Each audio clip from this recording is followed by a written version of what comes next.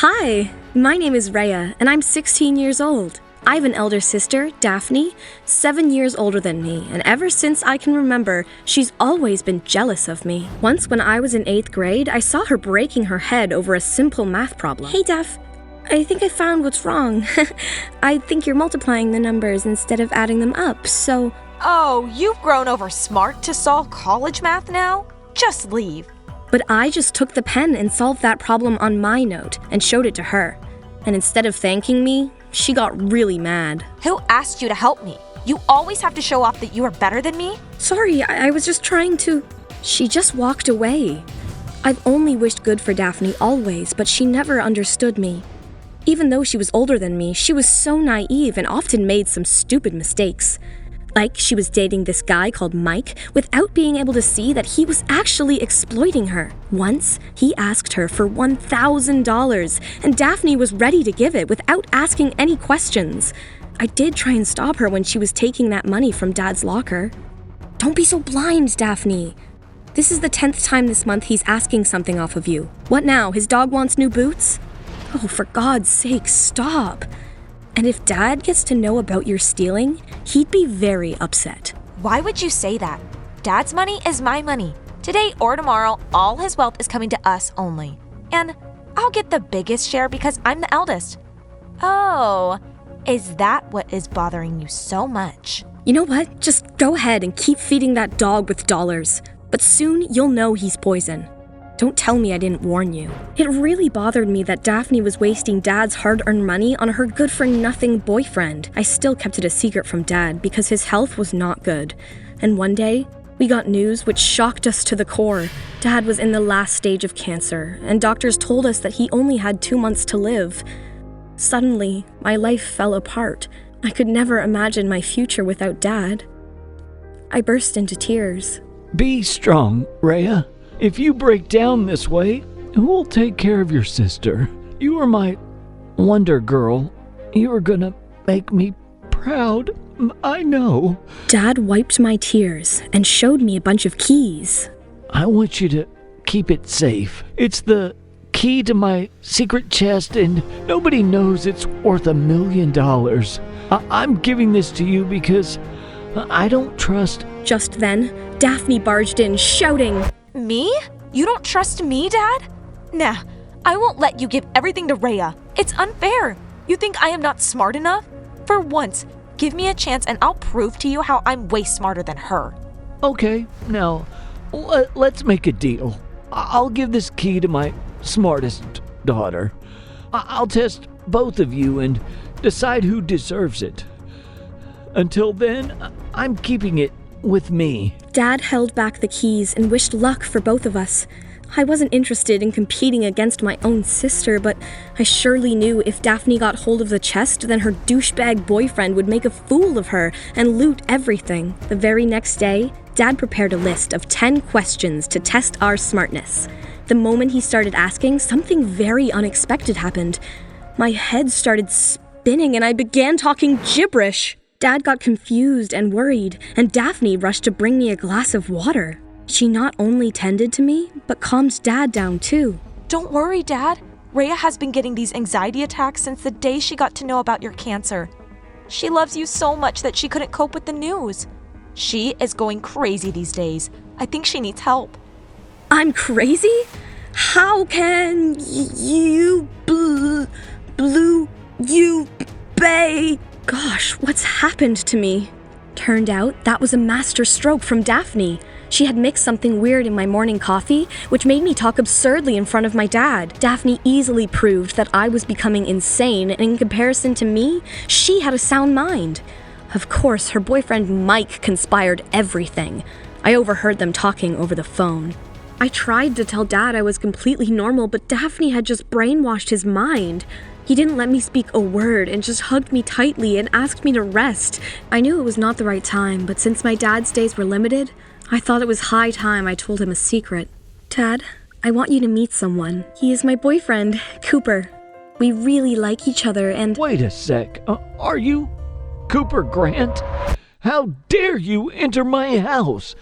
Get out, else I might be sick, but I can still kill the son of my enemy. I was secretly dating Cooper, hoping Dad's feelings on his father would go off gradually, but I was wrong. His hatred for his biggest business enemy was intact. Now, after seeing Cooper's face, he stopped talking to me altogether. I was feeling so low that one night I ended up crying loudly in my room. Little did I know that Daphne was recording it and making a video of me. She showed that video to Dad, and it wasn't the same. It was brutally edited with the help of Mike, and I was looking like some psycho, screaming in the dark, banging on the door and the wall. OMG, I never did anything like that. This girl was on another new level. Dad, do you still think Rhea is normal? I feel we should not waste any more time. Before she completely loses her mind, let's send her to rehab. Only that is good for her. What? Dad, she's lying. This video is fake. As I turned around to Daphne, I accidentally pushed the glass flower vase on Dad's table, and it fell and broke into pieces. Oh, sorry, Dad. That was an accident. I guess Daphne's right. You must be sent away for everyone's good. Dad, you can't say that. She's fooling you, fooling everyone. I jumped on her and punched that smirking face. Dad got up from his bed and pulled me away. And just like that, Daphne got the chest key from Dad, while a group of medical staff took me to an asylum. I was locked in a room, and nobody was allowed to meet me. If anyone could get me out of here, it was Cooper, but I had no means to contact him. A week passed by, and I was losing all hopes to see the outside world again. But then, one day, I heard someone calling my name. Rhea! Where are you, Rhea? Can you hear me? What? Cooper finally came looking for me, but those heartless asylum people were not letting him in. He was screaming from the hallway, and there was a big wall between us. I pulled all my strength and yelled back, "I'm here! Cooper! Please take me out, otherwise I'll die." Don't cry, baby. I'll come back for you soon. I promise. We couldn't even see each other's face, and the security sent Cooper away. My last hope of freedom was gone, and I was feeling devastated. Little did I know that destiny had planned ahead a super thrilling ride for me. Later that night, I was crying in my bed when suddenly a masked man jumped into my room from the window. It scared the hell out of me, and I was almost about to shriek, but just then, that man removed his mask, and my jaw dropped to the floor. He was no one else but Cooper. Oh my God, how did you manage to sneak in? I hope nobody saw you. Are you all right? Relax. We're safe. I bribed a staff member and he'll help us escape.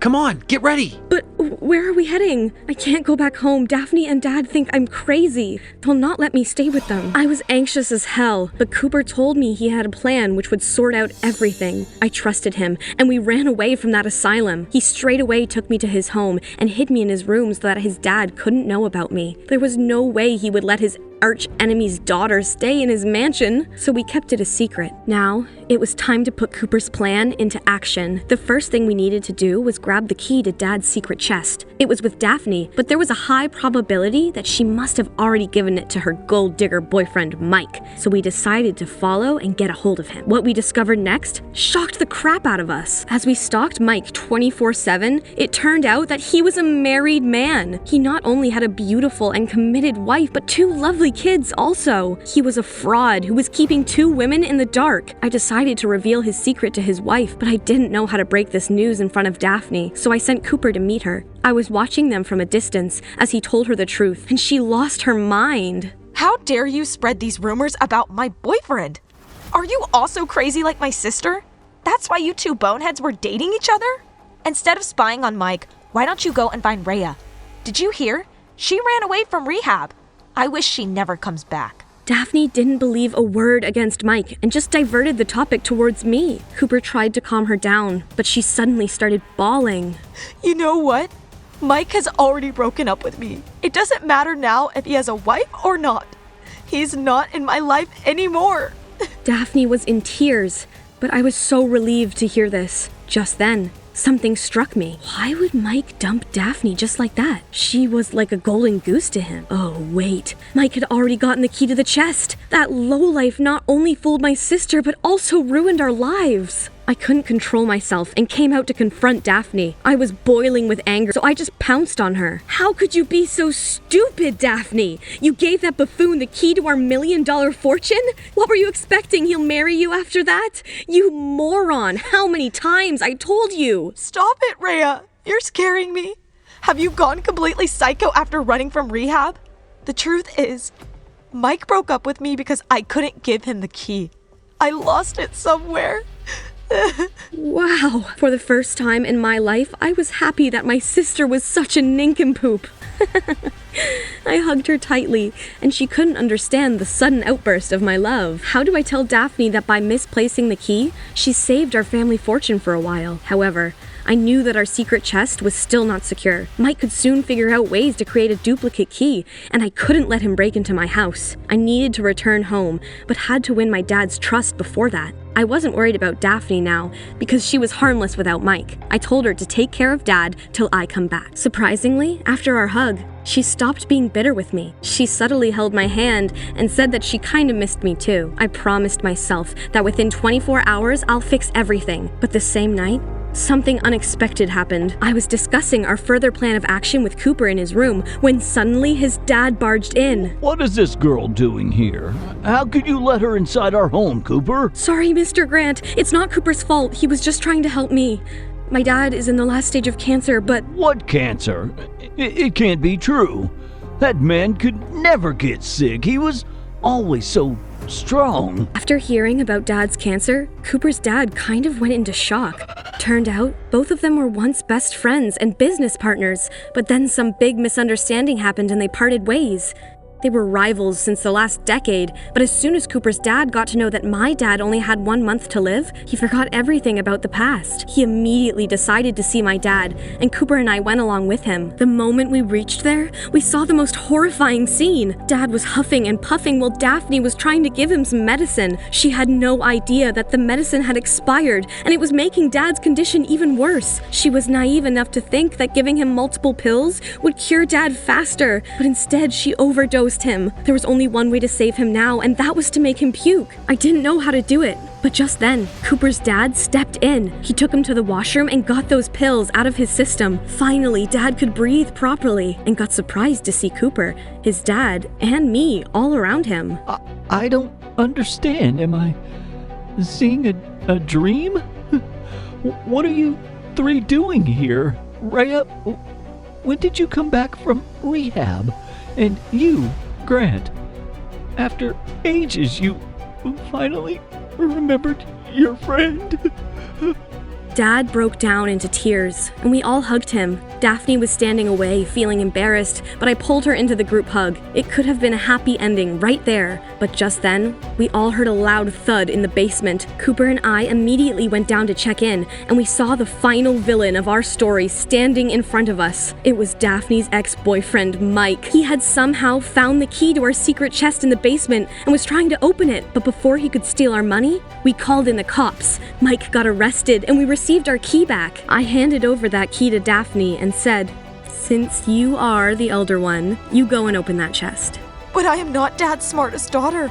You deserve to open it. Go ahead. We kept arguing for a minute who would open the chest and get the biggest share, but when we eventually opened it together, we were pleasantly surprised to see that Dad had divided his entire wealth into 2 equal parts. One for me and one for Daphne. We both looked towards Dad, confused, and he smiled at us. I was just testing you both. It doesn't matter who is smarter and who is not. What matters is how well you understand each other. You both are unique in your own way, but what keeps a family together is trust and love. I'm glad to see my daughters have learned from their mistakes and come together. Promise me you will always stand by each other. We promised, Dad. After this, Dad turned towards Cooper. You also promised me one thing, Cooper.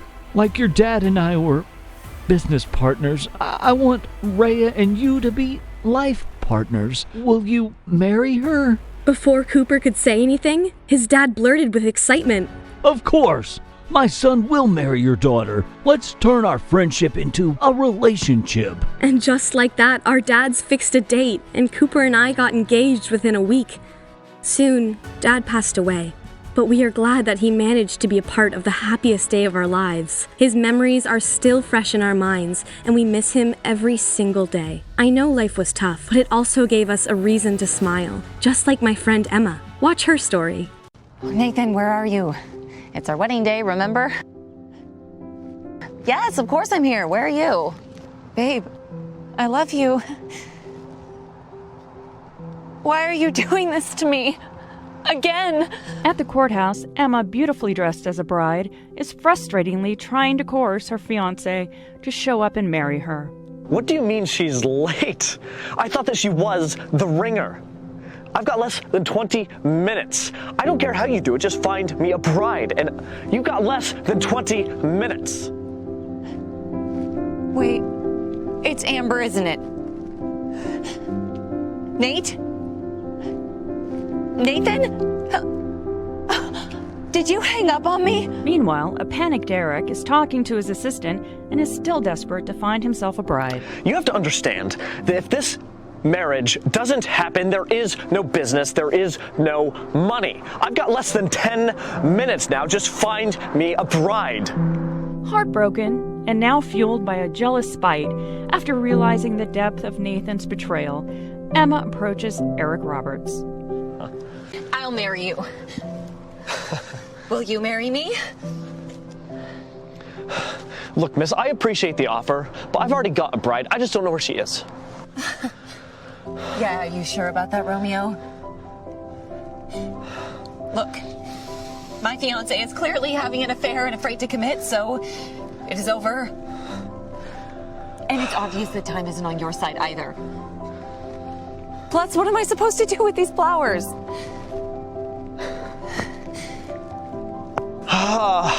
Okay, fine. Let's get married.